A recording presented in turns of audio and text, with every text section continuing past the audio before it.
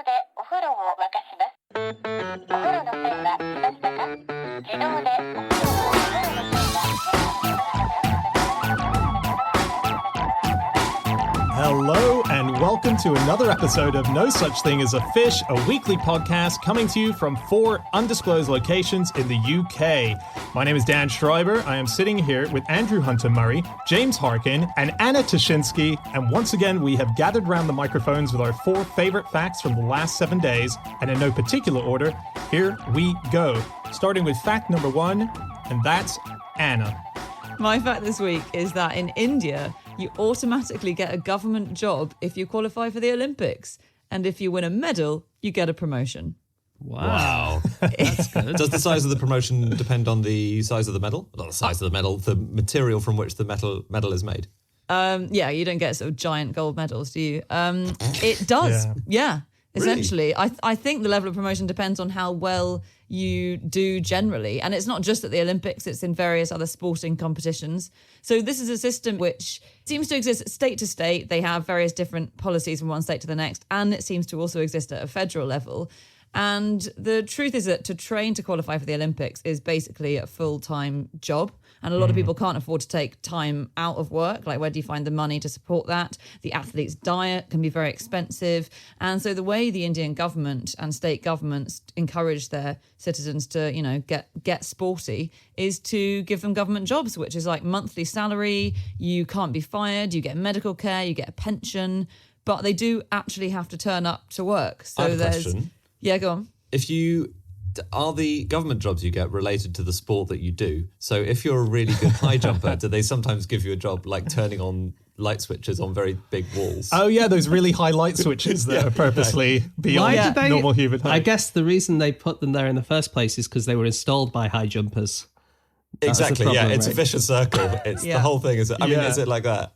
It's not though, is it? No. It is. That's the answer. It's exactly like that. Yeah, it's a very good question. They almost all work for the railways, don't they? Or a lot of them Yeah. do.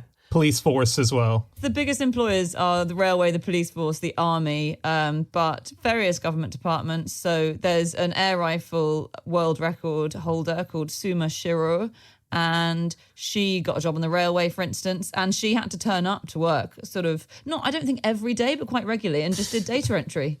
Literally sitting at a computer doing data entry in order to claim her government salary. Well, Did she do it from a computer which was 10 meters away from her because she's so good at air rifle? What, and she was shooting it? Like she has to shoot each key. There was an old game called Duck Hunt, which came out before any of you guys were born, which probably would be quite useful for that.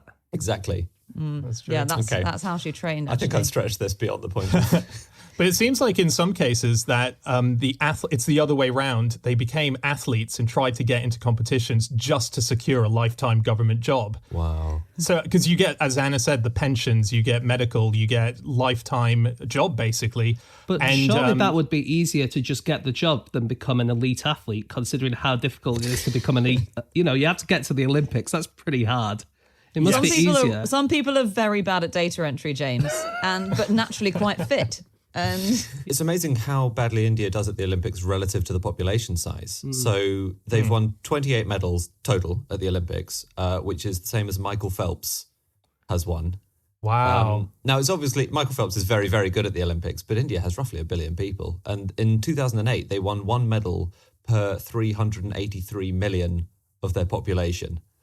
So it's a low hit rate, basically. That's what people say, isn't it? Like, it's not really fair, the Olympics, because, you might say, well, it's not fair that, some countries in the Eastern Bloc might have used drugs or whatever.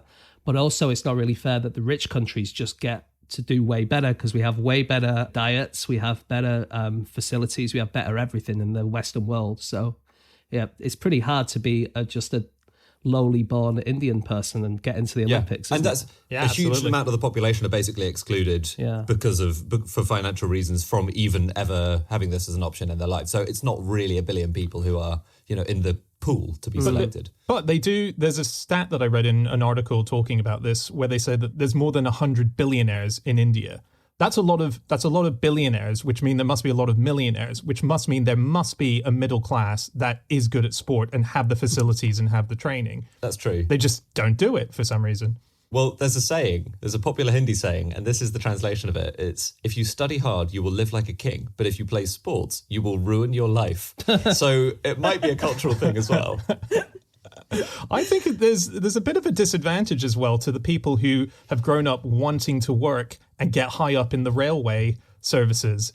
You know, imagine you're like, I want to kick ass and be at the height of this job.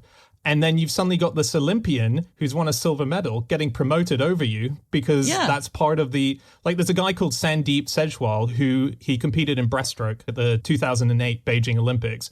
And he's never been to the office because he's always training, but he's got this full-time job. And he says if you swim continuously and win a medal at the nationals or just represent the Indian Railways at the national level, you can get promoted. So I'm going to file for a promotion. Hopefully I get it, and then I'll be the boss. He might be the boss of some guy who's worked his whole life to get up the railway. It's mad. The system's crazy. I think we'll know when the entire Indian railway infrastructure falls apart. It's because of this breaststroke professional, isn't it? Who's risen to the top and ruined it. Yeah. But it's good for the state departments because what they get in return is PR, right? So it's sort of seen as them representing the police or the army or the railways when they go and compete. Yeah. That's what they get in return. Also, the Indian Railway competes in national championships of things. So like you might have American colleges competing, or at least like on a semi-professional level they play. But the Indian Railway has like teams that are in all of these different sports. So it does give them, you know, like Anna says, a lot of good PR. Have you guys heard of Abhinav Bindra? No. He's great. He is an air rifle champ. India's actually really good at the air rifle for some reason that, you know, countries just have a thing that they're really good at. So when he won, his training was amazing for it. So he ordered 10,000 specially Chinese-made air rifle pellets, right? And he weighed every single one of them on the super sensitive scale, and he looked at each one under a magnifying glass, and if there was any irregularity in it, it went in the bin. Wow, you see, that's where the admin skills come in, isn't it? Right, that's data entry. You've got a spreadsheet with 10,000 pellets in it. He, Abhinav Bindra, is India's only gold medalist, isn't he? He's the only individual to win a gold medal. Right. Yeah, so they won... Basically, India's won a very large number of gold medals in hockey. To be fair to them, they did really dominate. 1920 to 1980, they won 11 medals in 12 Olympics in hockey, and 8 of them were gold. And the highlight was 1948, and this really must have felt good. 1948, so immediately after independence for India, when the final, or the silver gold, you know, showdown, however the Olympics works, was against Britain, and they beat Britain 4-0. So it must have been fun. Well, they had that golden period where they were winning golds. It was 1928, 1932, 1936. They won the golds. And they had this one amazing guy called Richard Allen, who was the goalkeeper for the team. And in that time, in those 3 Olympics, he only conceded 3 goals. One of them was in 1932 when they were playing in LA. They beat America. They beat the USA 24-1. And the only reason they scored the goal was because Richard Allen was off field signing autographs for fans. No. He just sort of went off to sign. Yeah, and that's the only time that they got a goal. I would say that's bad goalkeeping. Yeah. Bad. That's amazing. At the 1948 one, the hockey team, when they won, would have got their gold medals, but no ribbons, because this was the austerity Olympics. So this was held in Britain and was, you know, rationing was still happening. Everyone was a bit poor. There was that whole war thing that had just happened. And so it was the austerity Olympics. Medals were given without ribbons. I can't believe that they made the saving on the ribbon. I can't believe they looked at the big gold medal and ribbon combo and thought, where can we economise? But you can't just give people a ribbon if they've won. No. So this rule in India, they've changed it slightly this year. So there's more sports that you can do, which will allow you to get your government job. So if you are in the tug of war, you can get it now. If you play roll ball, or if you play Malakhamb, so those are the 3 main new sports that have come in. 2 of them are traditional. Well, 2 of them are Indian sports. Roll ball isn't traditional Indian. That was invented quite recently, and that's it's like basketball on roller skates. And Malakhamb is a traditional Indian sport, and there was a Malakhamb team who have already got Olympic medals. So Malakhamb is a sport where you get a big, huge pole, and you have to balance on top of it while doing yoga moves. Okay, so this is cool. a really awesome sport in India. And in 1936, there was a Malakamba group who went to Germany and they showed off their skills. And Adolf Hitler was so impressed that he gave them all Olympic medals. Wow. Wow. I read a tiny bit about Malakam. Is it true that the pole in Malakam represents the phallus of Hanuman, the Hindu monkey god? And did Hitler know that when he gave out these medals? I think probably. Yeah, I do know you have to lubricate it before you get on it so that you do. so you don't get any wood burns. Wow. That's fair. So But a lubricated pole would not be a very stable slip, wouldn't you? That's the sport, Dan. yeah. Right. Fair enough. There's a Part of the difference. challenge. There's different levels of lubrications, I suppose. You can have like just covered in butter, or you can have it just slightly smooth so you don't like get any splinters. And I think it's Yeah. closer to the second one. Are they doing the yoga moves on top of the pole? Yeah, they're kind of balancing. So imagine a yoga move where you're on one foot and then your other foot is kind of wrapped around your head or something. Well, Yeah. you're doing that, but your foot on the ground isn't on the ground. It's on top of a massive pole. And is there, on the top of the pole, is there a little platform you can squeeze your foot on? Or Not is a it just platform. It's the end of a pole? It's the end of a pole, but it's Well, kind of that's very difficult. that's elite sport for you. That's, yeah. I That's too think hard. probably easier to just do the exam to get into the government job, Yeah. but Yeah. I'll stick to data entry. It feels like it's a tie-in with the pole vault that they should be able to do. As in, you start doing the pole vault, but when you get right to the top, you just stay there. Oh, And then you start downward doing dog sick it. yoga moves. Yeah. that occasionally does happen with pole vault, where they kind of get to the top and they run out of momentum, and they it looks like they're just going to stay there, and then what happens is the weight of the person kind of bends the pole down, and they get sprung off like a cartoon. That does happen on occasion. Yes. They never get stuck at the top. That's funny. They eventually, the Olympics just goes home and they're just left there at the top. Of somebody, please.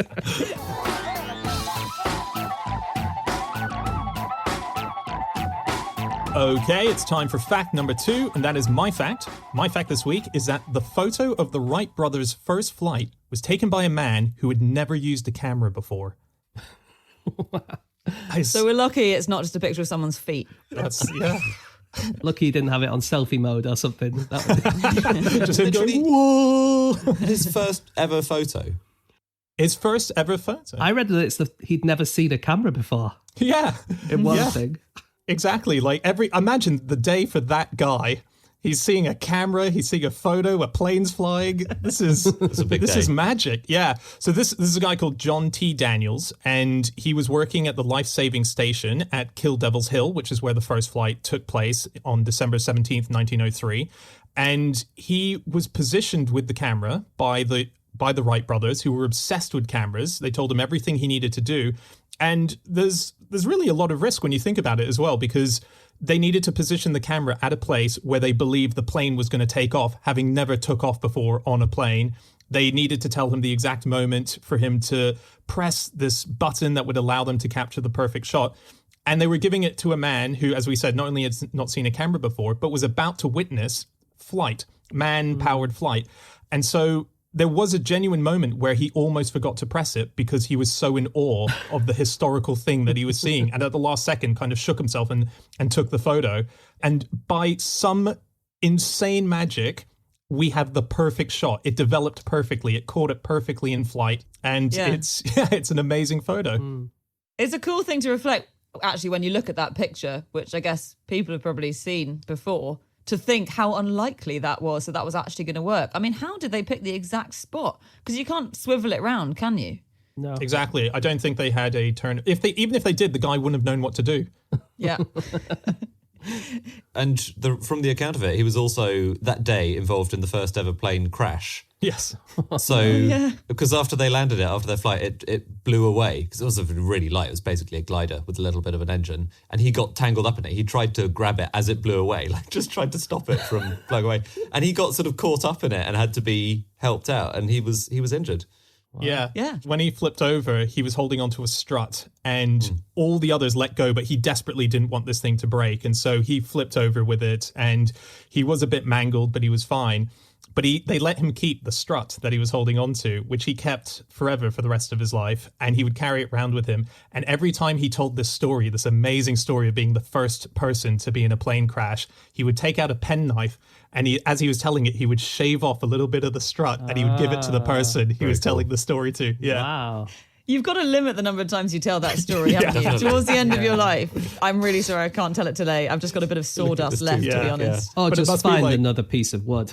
Exactly. It must be like the crucifixion, the true cross. Relics. Yeah, relics. There's a billion Wright Brothers planes worth of strut shavings out there now.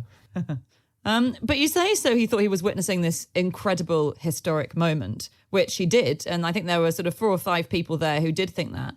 But I hadn't quite realised that the rest of the world, A, thought it was nothing, what had happened, and B, didn't believe it. So they were completely ignored by the press. For 5 years after 1903, that first flight, newspapers and journalists just didn't believe them. They told newspapers on the day that this is what they were trying to do, and they basically thought these guys were crazy crackpots. And It's such a they're not gonna slam. fly It's such a plane. slam to say, not only did nothing happen, we don't even believe that nothing happened.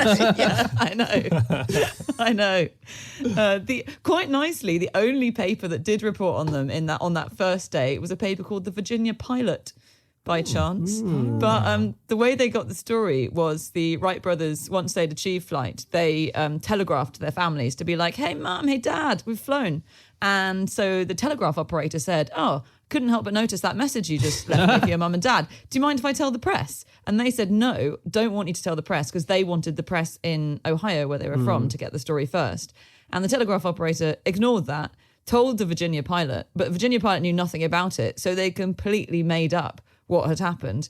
And so they had them flying for sort of 3 miles. I think we've said before they only flew for about 100 feet, 120 feet. They flew for 3 miles. They were 60 foot in the air when actually they were 12 foot above the ground or something. They said Wilbur was flying the plane when it was Orville. And so the first account of the Wright brothers' flight was total fiction from the Virginia pilot. Interesting. I thought it was in a bee magazine that they it first was. reported in. It was Gleanings in Bee Culture. So Yes. that I think those are the later, because they kept flying. I don't know if you guys know that, but they actually did more flights after their first ones. And I say quit while you're ahead, to be honest. completely, yeah. But they were doing these flights. Where exactly was it? I can't remember if it was still at Kildare. In Dayton, no? Was it In Dayton, okay, yeah. And this was in 1904 and 1905 when they were making flights up to 40 minutes long and nobody paid any attention. It was amazing. I made dozens. But this guy, Amos Ives Root, he had kind of heard about it and he saw them flying because they were out in the sticks. They weren't near a major population centre. And he wrote to Scientific American and Scientific American didn't reply. So he wrote it in Gleanings in Bee Culture, along articles which are things like beekeeping in the Southwest and midwinter flights of cellared bees. And it's just mixed in with that.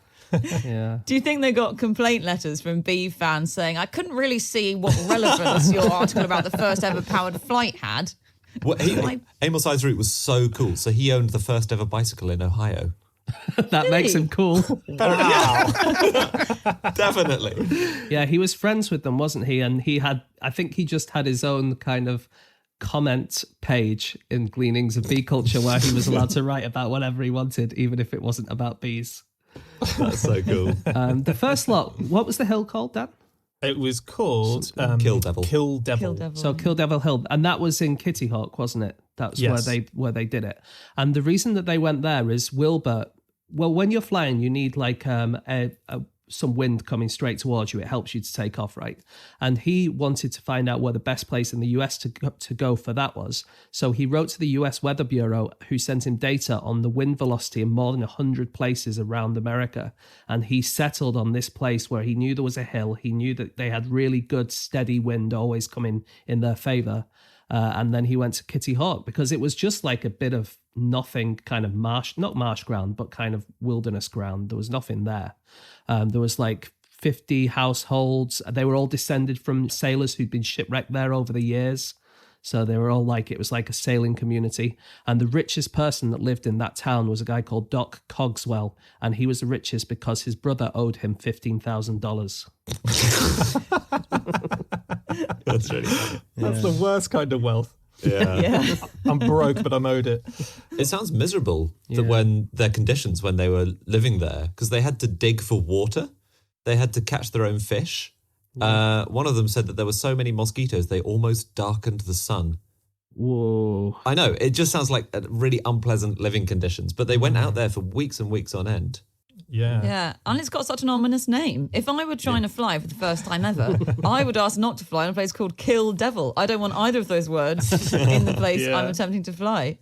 It's true.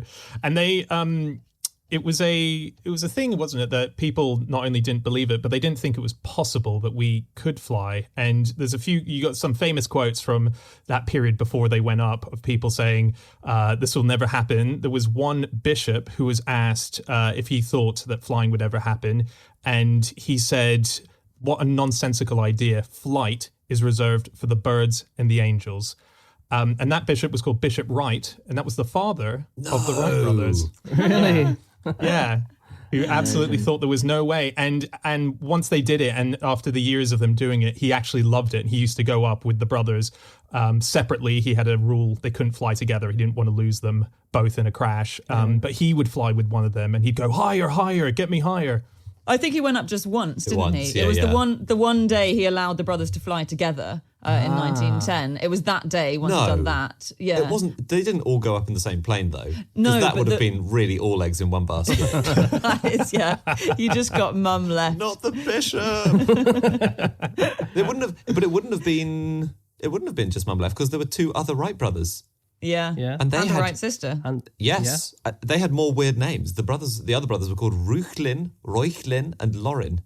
Okay. They all had, and they just worked as bookkeepers, and they appear to have had no interest in flight. Whereas the Wright sister is the reason that we kind of accept the Wright brothers as the first flyers today, because the Smithsonian, they thought that the first person to fly was a guy called Samuel Langley, which he did in 1903, 9 days before the Wright brothers.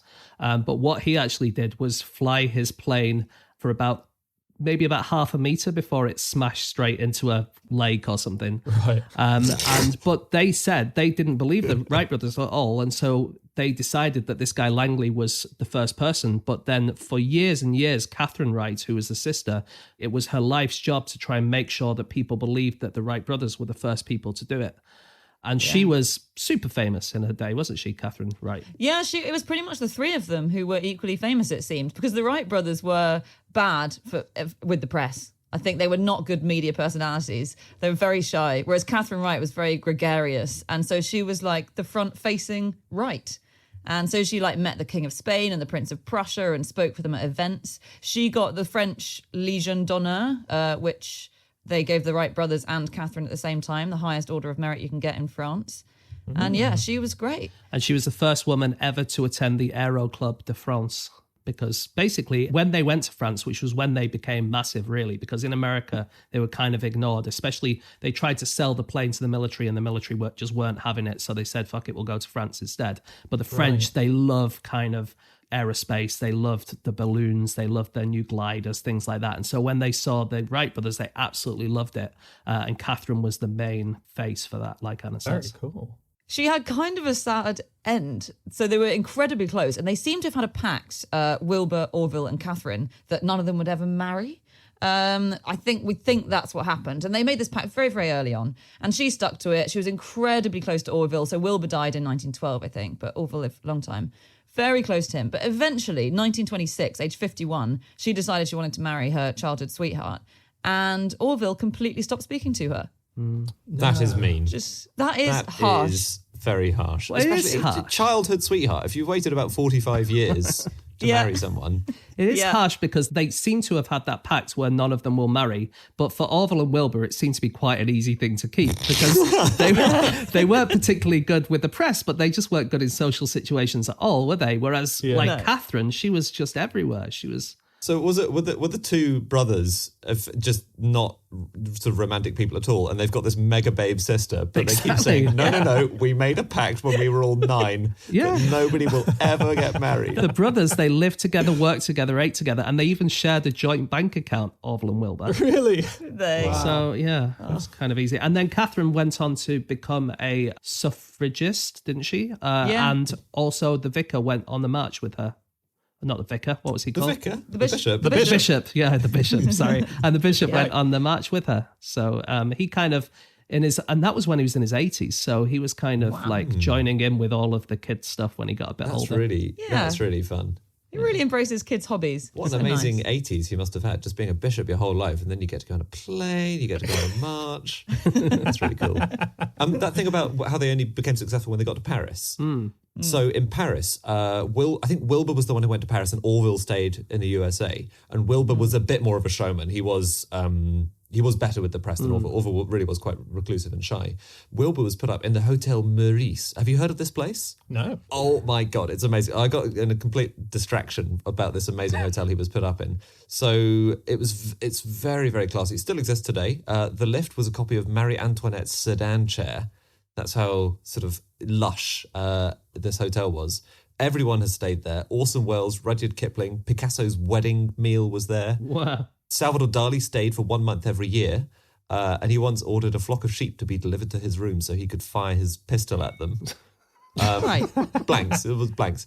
And it's Even also- so, if I were at the hotel reception and someone asked for that and told me why they wanted it, I think I wouldn't do it.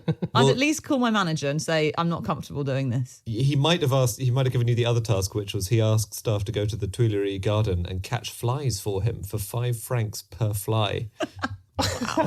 You see, I mean, when I room used service. to work in a hotel, they used to say to you, you have to say yes to everything, basically, unless it's illegal or immoral or whatever. If they ask you for something, you always immediately have to say, yes, I can do that, but it might cost a lot of money. You know, you have to agree to everything. Wow. And just hope Dali doesn't check in. Oh, no, you see the handlebar moustache coming around the corner. Oh, here we go again. But Quick, hide the clocks. There's one other thing about this hotel, which is that it's where the decision was made not to blow up Paris. So in the war, Hitler really kind of went off the deep end towards the end, I would say. And he, as the retreat was being sounded, he ordered lots of key bits of Paris, you know, the Louvre, Eiffel Tower, the bridges over the Seine. He ordered them to be wired up with explosives, which they were. And General von Choltitz was in the hotel. And it's there that he made the decision. He was either persuaded, we think, there are various different versions of events, or he was trying to save his own skin. And that's the hotel where he said, actually, maybe let's not blow up the most beautiful city in Europe. Let's just leave. That is interesting. And but there is one other thing about the Hotel Maurice that you might be interested in, Andy, because we have mentioned it before quite recently. And that is because they had 148 pneumatic clocks in their hotel, one in each room, that were attached to that air system in Paris. Of course. Cool. Oh, I'd forgotten that. That's so cool. Of course they did. I really hope that when Dali did room service, he would save the crazy request right to the end so that the person would think they were getting away with it. So, what can I get you, Mr. Dali? It's just Eggs Benedict this morning, an orange juice, please. And is that it? One more thing. 7,000 sheep. And a gun.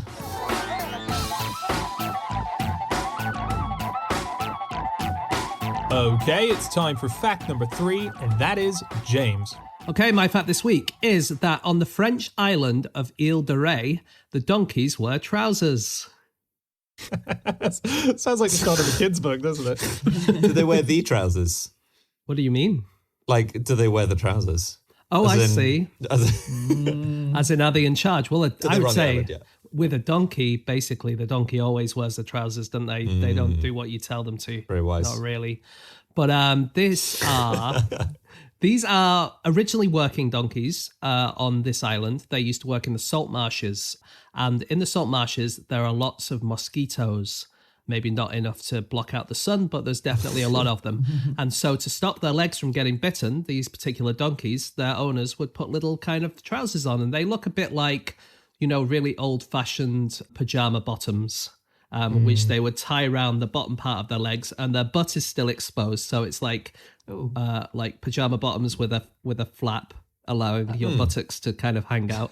And so these days, they still wear the trousers, even though they don't work in the salt marshes, but they just give rides to children around the local park, which no matter what you think about donkeys giving children rides, whether that's fair play or not, definitely better than working in the salt marshes. Donkeys around the world, they do seem to have a very two-track career path. Either it's horrible, back-breaking work, and they get really mistreated all over the world, or it's working at the seaside, taking children around for a bit. Yeah. These ones are amazingly big, aren't they? Yeah. Before you start feeling too sorry for them having children on their back. I didn't realise a donkey could even qualify as a donkey at this size. So they're Bordé de Poitou is what they're called, I think. They can be 16 hands, that's like a big horse. That's a horse that you feel really high up when you're sitting on it. 16 hands is a big horse. I think I might have met some of these donkeys. What? Wow. Because they have them in the New Forest. Do they? Do they? Yeah, they do. They have a few of them in the New Forest. Was it really fluffy? Like they're quite they've Yes. got long, Yeah, shaggy hair. Like It was very like a yak. shaggy. We met one right up close, although it wasn't 16 hands high, so maybe it was a younger one. And presumably without the trousers on. It had no trousers on. Not by the time. No, don't go there. That's really cool because they're very rare. You've seen an endangered species Look, there. I may have think. just seen a normal donkey. I already regret. You may have seen a sheep, It's possible. but they're less rare than they used to be, aren't they? Yeah. They went really, really rare in the 70s and 80s. So much so that there were only, a dozen or so of them left that could reproduce. But now, thanks to some kind of bits of conservation, there's a lot more of them in France, and they're starting to send them to other places like the New Forest, I assume. Yeah. I think there's about 1,000, isn't there? Maybe just under 1,000 in the world. And you should look them up. They do look bizarre. They look a bit like, if you have an old English sheepdog, the really shaggy dogs, but they've got quite an irresponsible owner who doesn't look after their coat, and it really dreadlocks. It's like that, isn't it? They've got long dreadlocks. Yeah, exactly. Okay. What would you replace a donkey with on a beach if you had to? I reckon For what? maybe 7 ducks, and they have like a little carriage underneath them that the child can sit in and then fly around. I'm thinking Wright Brothers-y kind of flight as a feature. I mean, that is nice. I'd go to that beach. That's dangerous. In 2016, Health and safety, it's never going to pass. Sorry, Grant. In 2016, Torbay Council replaced their donkeys with 3 small trampolines, and there was outrage. Really? Because it wasn't as much fun. They said this is just not as good for children or for the donkeys. The donkey keepers were furious. Well, do the kids have to haul the trampolines along the beach then? I mean, if you want a ride along the beach, a trampoline's not going to cut it. Yeah. You could jump from one to the other, but I think if there are only three small trampolines, it's quite a short ride. It's a quick ride, yeah. You're not getting far. In Iceland, when I went to Iceland, every small town has like a massive trampoline in the middle of it. It's so weird. What? Yeah. It's like, how in like towns you might have a park that kids play on with swings and slides and stuff. In Iceland, they just had these massive kind of plastic kind of tarpaulin things that appeared to be filled with air. I don't know what they were filled with because I never jumped on them, much to my shame. But they were like, just everywhere you went, it seemed like kids could play on these bouncy things, like bouncy castles almost. So Bouncy Castle, right. Kind of. James, is it true? I think I've read that they were initially for defence, as in you'd have to have someone guarding, constantly jumping up and down, looking out for an invading army. Yeah. I was, you know what, at the sounds right. start of that sentence, I genuinely thought that you were about to say something real. I saw you going along with it. So donkeys, eh? Donkeys. Donkeys are cool. The word donkey used to rhyme with monkey. Donkey. Donkey. Used to be donkey. Yeah. Nice. And it didn't really exist until the start of the 17th century. You would always say ass or arse instead of donkey. So in Shakespeare, there won't be any donkeys. They'll all be asses. And in the King James Bible. Was it because it was also rude and an insult that they kind of bowdlerized it? There is one thought that's it. The word probably comes from dun, meaning brown or grey. But I think that's why that the word donkey became more commonly known, is because of the association with bums. Like rooster, because in America they didn't want to say cock, so they said rooster instead, or man chicken. Man chicken sounds more rude, I think. Yeah.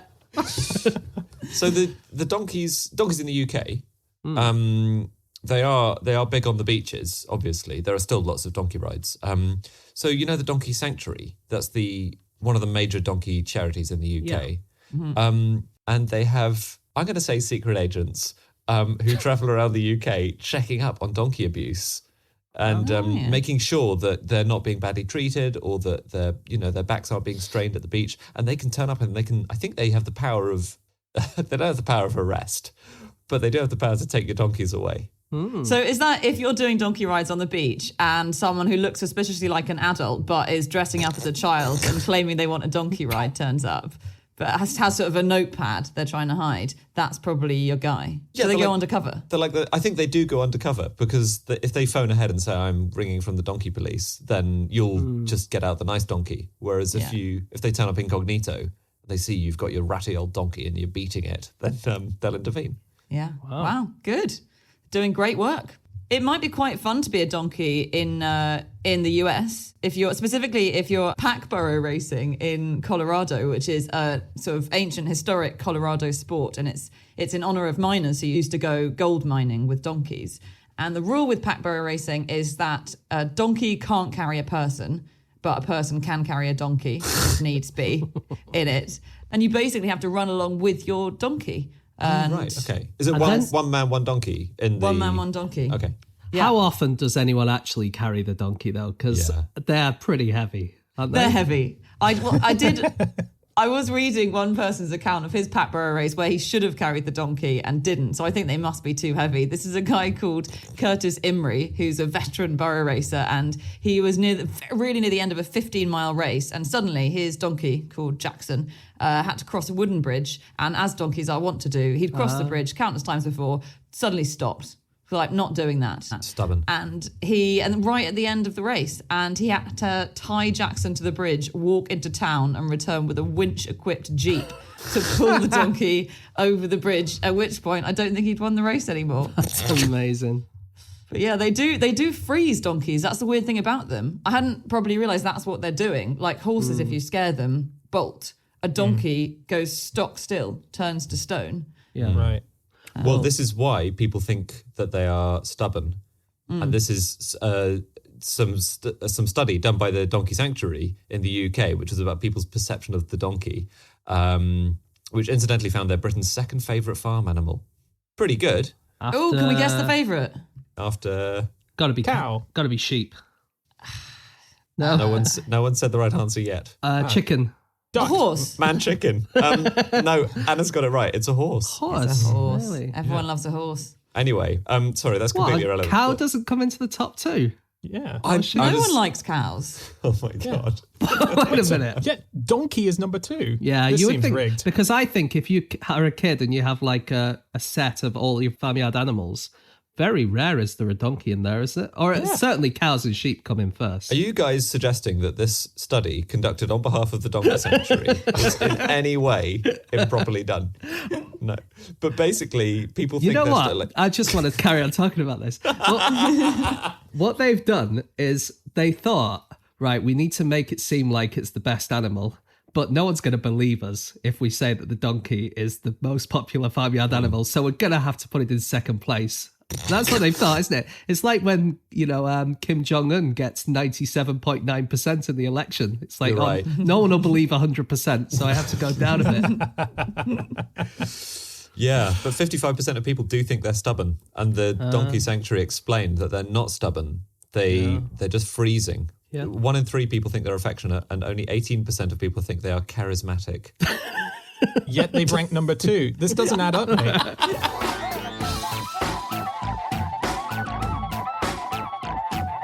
Okay, it's time for our final fact of the show, and that is Andy.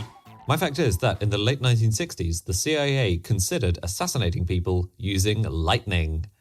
Wow. Cool. Is that you bringing back your old nickname and admitting that you were part of the CIA? I'm very glad that you've mentioned my old nickname being Lightning because I'm determined that it's going to make a comeback.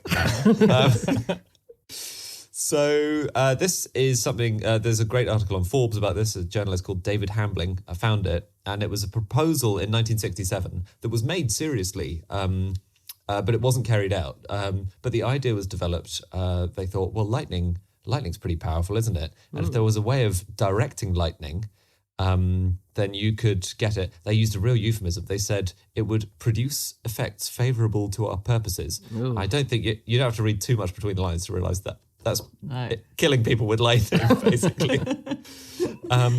And yeah, the plan was basically to get a very, very thin wire, which would be only a fraction of a millimeter wide, but several miles long, to effectively drop this from an aircraft or to use a kind of parachute to keep it up there for a long time.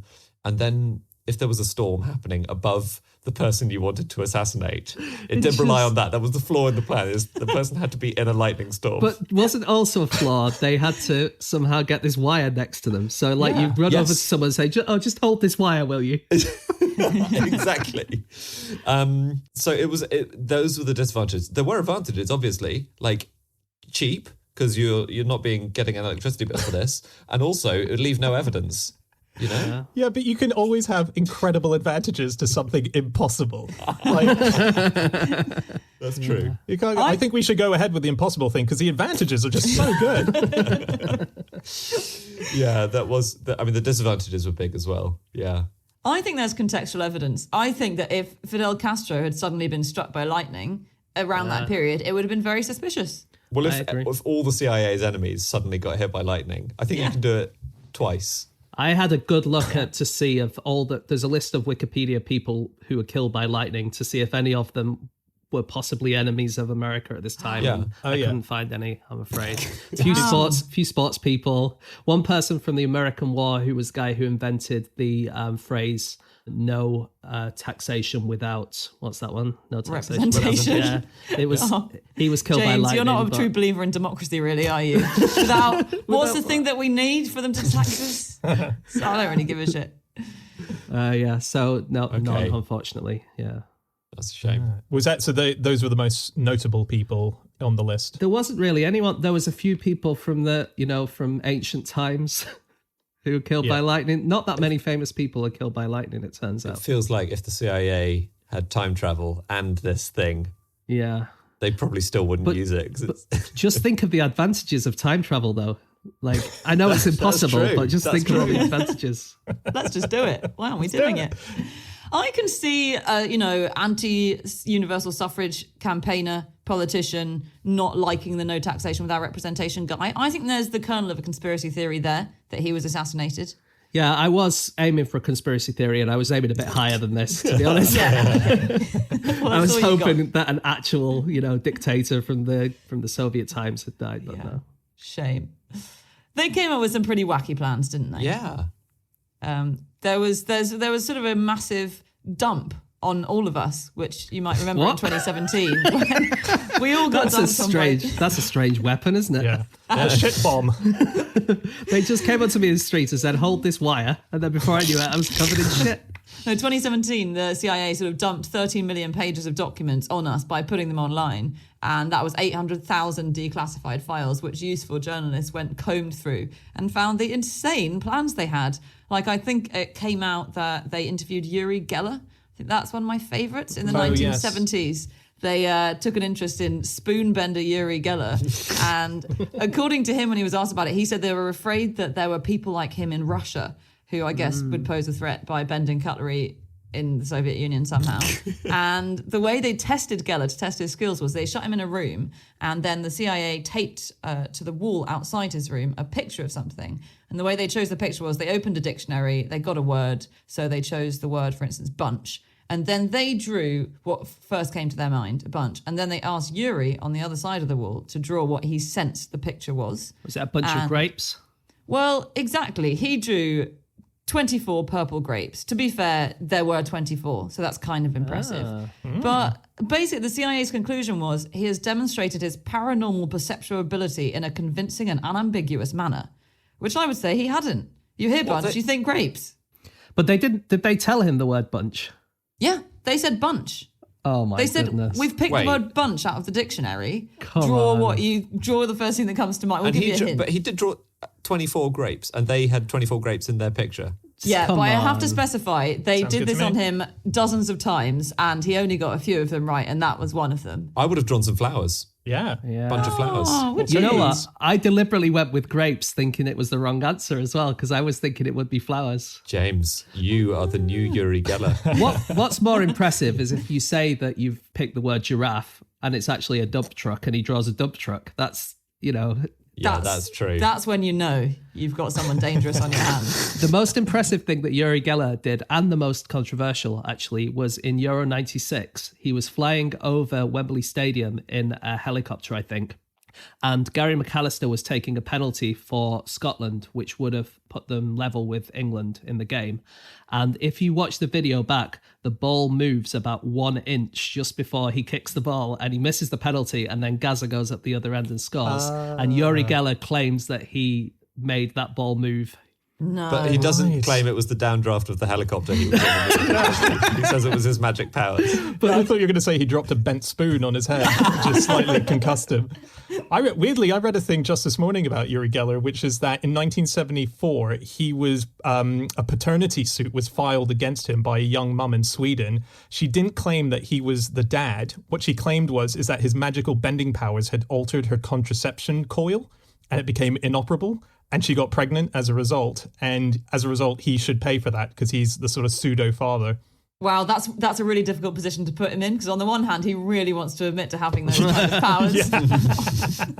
Well, it was the same with the football thing, because he wants to claim that he moved this football, but actually he had 11,000 hate letters from Scottish people after the game saying, how could you scupper our chances in the European Championships? Wow. Hey, I read a really cool invention by the CIA, which was used. It's called the skyhook. And the skyhook was basically a way of extracting CIA operatives or anyone that was in need of help who was involved in the military in some way from a location without having to get on the ground to pick them up. So what it was is that they would drop a package over to where they believed the operative was, and the package had a little description on it, and in it they had a helium balloon that would lift a cable 500 foot into the air. And then the operative would strap themselves to a harness that was connected to the other end of that cable that went up with the balloon. And they would sit and wait until a very slow-flying plane would fly to where the helium balloon was. And it would hook its nose of the plane around the hook that had been sent up. And it would carry the guy off into the air and back to safety. That is so cool. If you timed it right, you could say, just so you know, all this time I've been working for the CIA, and then bang, you go out of there. But if you get that even slightly wrong, then you're just immediately arrested. Yeah. Or if a lightning storm comes over and it attaches itself to the 500-foot wire. He told us he was working for the CIA, and then he just exploded. It was really weird. Yeah, I can see why they didn't go with that. Or sort of any of their mad plans. I wish someone one day had turned around at the CIA in sort of 1950, just early on, and said, you know, these crazy ideas we keep having that never come to fruition, you know, the ones that always work, they're the ones where we just shoot someone in the head. Should we just do that from now on? There was a guy called Edward Geary Lansdale, and he was with the CIA, and he was requested by the president of the Philippines to come over. There was a United States military assistance group to come up with ideas to fight the communist Hukbalahap, which was a regime that was threatening the Philippines at the time. And he came up with this idea of convincing them that there were vampires out in the woods. And the way that he actually tried to convince them that this was really happening is they captured an enemy soldier and they drained the blood from his body and left him, making it look as if he was trying to flee and got caught by one of these vampires. So when they found him, they believed the myth was real. Wow. It's bizarre, these little tricks. Who benefits from this? Well, I suppose if you've got an enemy believing that there's something paranormal going on, as well as an enemy who are physically real, that just keeps you on edge. It keeps you psychologically all over the shop. Because do you remember that fact that you and I both found, Dan, about in Japan, they were going to capture some foxes and then paint them in luminous paints and then release them into the Japanese countryside so that people would see these glowing foxes and think that they were some mysterious kind of apparition.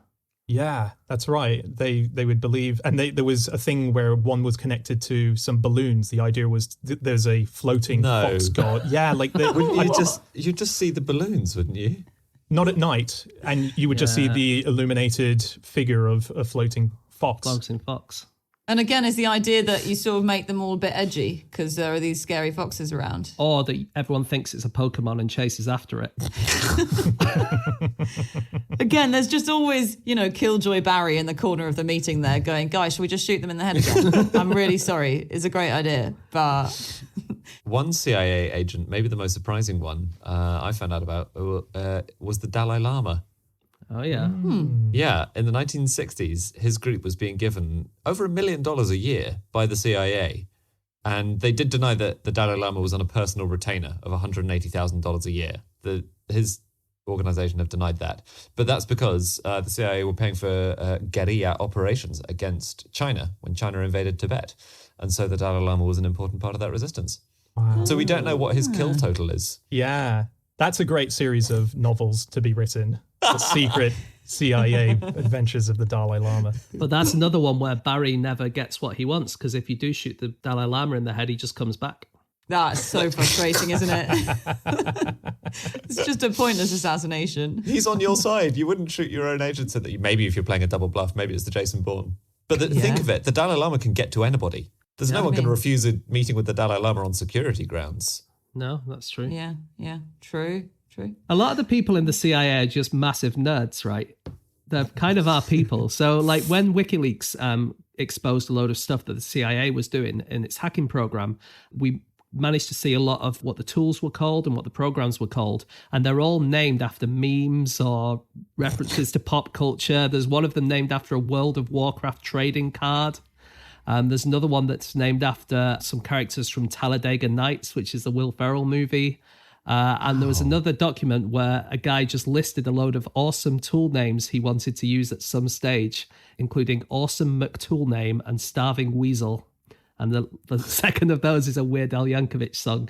And they're just like, we've got to invent something so that we can give it this really nerdy name. Yes. Yeah. So funny. Yeah. Somewhere there's a dangerous sniper CIA agent who's just heard James call him a nerd. What's that red dot that's just appeared on my head? Actually, that's a myth, isn't it, about the red dot? Because lasers go in a straight line, whereas bullets don't go in a straight line. So there's no point having a red dot aiming at someone's head because it's pointing straight from the gun. You need to be aiming slightly above the person's head if you're a sniper. So in the film, it should be there's a red dot slightly above you on the wall. Exactly. And that's when you know you're in danger. And if there's a red dot on your head, you think, oh, phew, I'm safe. No, you don't. You think, oh, shit, they're going to shoot me in the balls.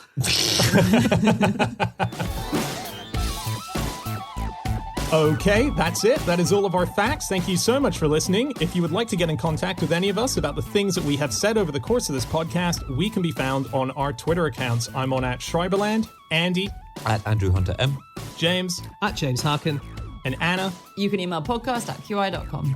Yep, or you can go to our group account, which is @NoSuchThing, or our website, nosuchthingasafish.com. All of our previous episodes are up there. Links to bits of merchandise are there as well. We hope you're doing well, everyone. We will be back again next week with another episode. We will see you then. Goodbye.